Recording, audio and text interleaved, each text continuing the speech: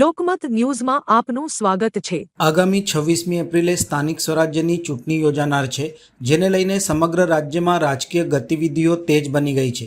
વિવિધ રાજકીય પક્ષો દ્વારા ચૂંટણીલક્ષી કામગીરીને વેગ આપવામાં આવી રહ્યો છે, જ્યારે ઉમેદવારો દ્વારા ઉમેદવારી ફોર્મ મેળવવાની અને તેને ભરી જમા કરાવવાની પ્રક્રિયા પણ શરૂ થઈ ગઈ છે। ચૂંટણી પ્રક્રિયા પારદર્શક અને સુવ્યવસ્થિત રીતે પૂર્ણ થાય તે માટે ચૂંટણી તંત્ર દ્વારા સક્રિય ભૂમિકા નિભાવવામાં આવી રહી છે। વોર્ડના કેન્દ્ર મથકો ઉપર માન્ય રાજકીય પક્ષોને ફાળવેલા અનામત પ્રતીકો તેમજ સ્વતંત્ર ઉમેદવારો માટેના મુક્ત પ્રતીકો પ્રદર્શિત કરવામાં આવ્યા છે।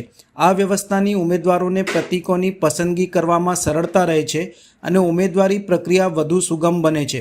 ચૂંટણી તંત્ર દ્વારા તમામ જરૂરી વ્યવસ્થાઓ સુનિશ્ચિત કરવામાં આવી રહી છે, જેથી ચૂંટણી નિષ્પક્ષ અને શાંતિપૂર્ણ માહોલમાં યોજાઈ શકે।